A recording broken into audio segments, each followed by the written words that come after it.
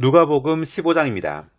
누가복음 15장은 죄인들을 구원하시려는 삼위 하나님의 사랑을 세 가지 비유로 계시하고 있습니다.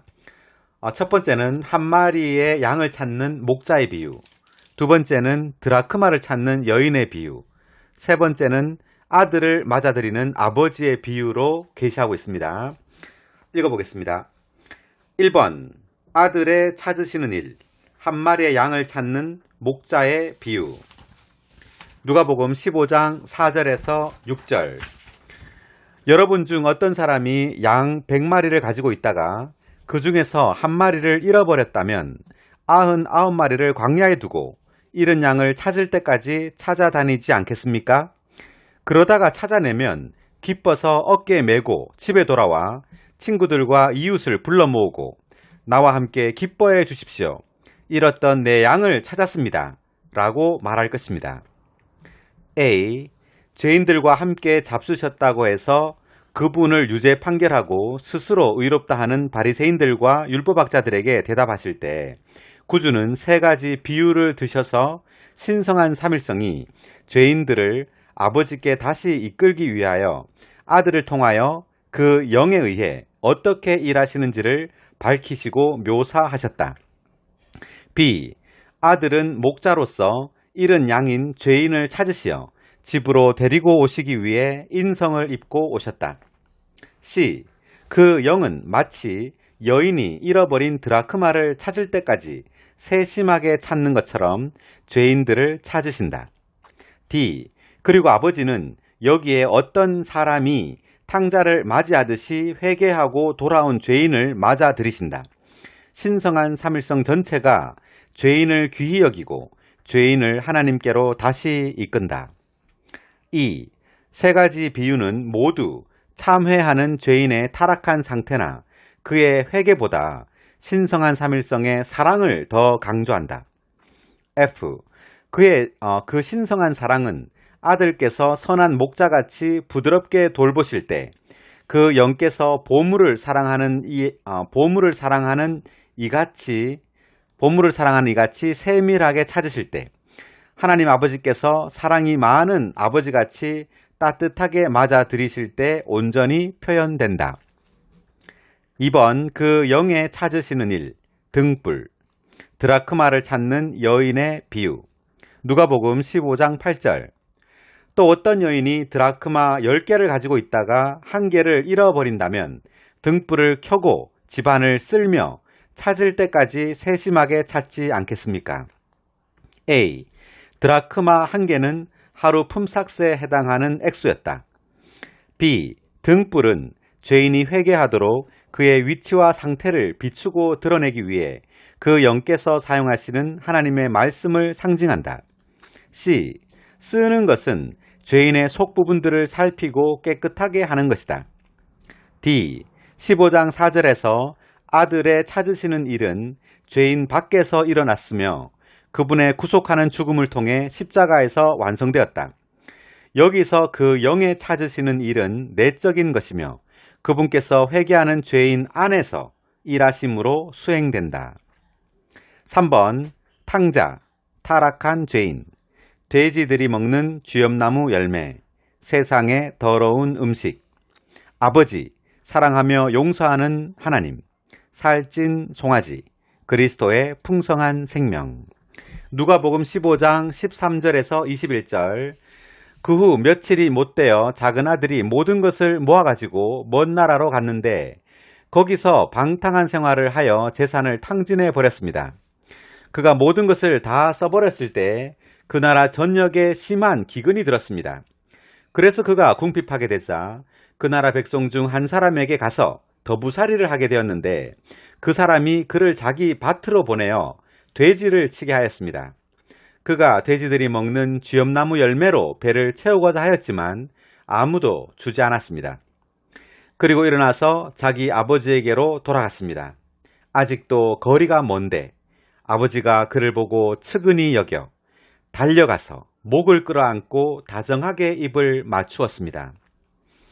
A. 먼 나라는 사탄적인 세상을 의미한다. B. 방탕한 생활은 무절제하게 낭비하는 생활을 가리킨다. C. 돼지는 더러운 짐승이다. 돼지를 치는 일은 비천한 직업으로서 그것은 사탄적인 세상에 있는 불결한 사업을 의미한다. D.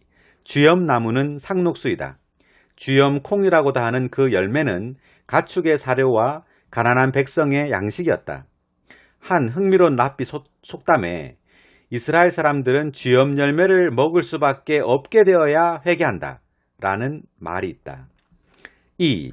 타락한 죄인은 회개하자마자 하나님의 은총을 얻으려고 하나님을 위해서 일하거나 하나님을 섬기는 일을 생각하는데 이것은 이러한 생각이 하나님의 사랑과 은혜를 막을 뿐만 아니라 그분의 마음과 뜻에 대해 모욕이 된다는 것을 알지 못하기 때문이다. F. 끌어안고는 따뜻하고 다정하게 맞아들이는 것이었다.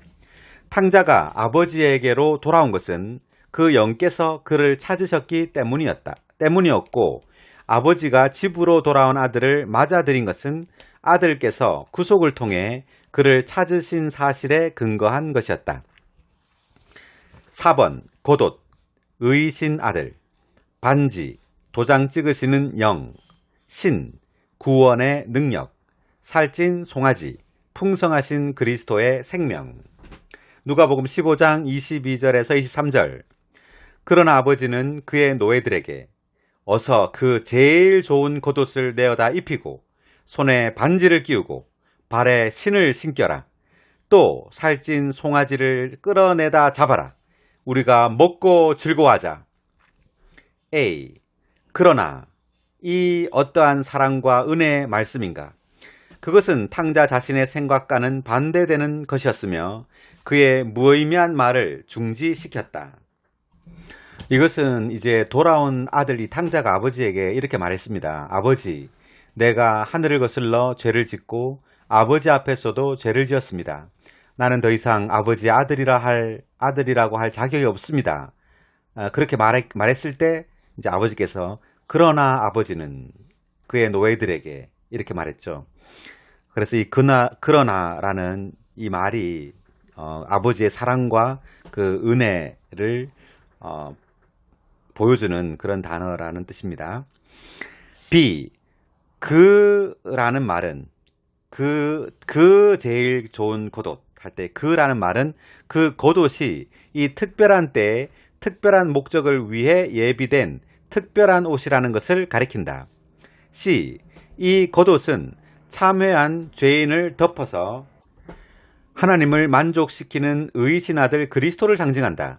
그 제일 좋은 겉옷, 곧 첫째가 하는 옷이 돌아온 탕자의 누더기를 대체했다. D. 반지는 하나님께서 믿는 이를 받아들이셔서 그 믿는 이에게 주시는 도장, 곧 도장을 찍으시는 영을 상징한다. E. 신은 믿는 이들을 더러운 세상에서 분별시키는 하나님의 구원의 능력을 상징한다. 고대의 반지와 신은 자유인의 표시였다. F.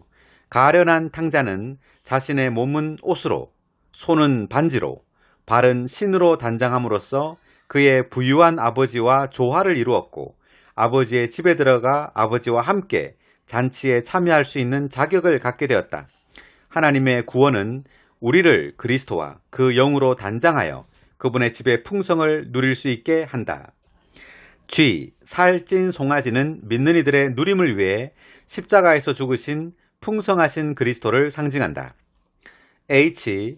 하나님의 구원에는 두 방면이 있는데 그것은 제일 좋은 겉옷으로 상징된 외적이고 객관적인 방면과 살찐 송아지로 상징된 내적이고 주관적인 방면이다. I. 우리의 의이신 그리스도는 외적으로 우리의 구원이시고 우리의 누림을 위한 우리의 생명이신 그리스도는 내적으로 우리의 구원이시다. J. 제일 좋은 겉옷은 탕자가 아버지의 요구 조건들을 충족시켜 아버지를 만족시킬 수 있었고 살찐 송아지는 아들의 배고픔을 채울 수 있었다. 그리하여 아버지와 아들이 함께 즐거워할 수 있었다. 누가복음 15장을 마치겠습니다.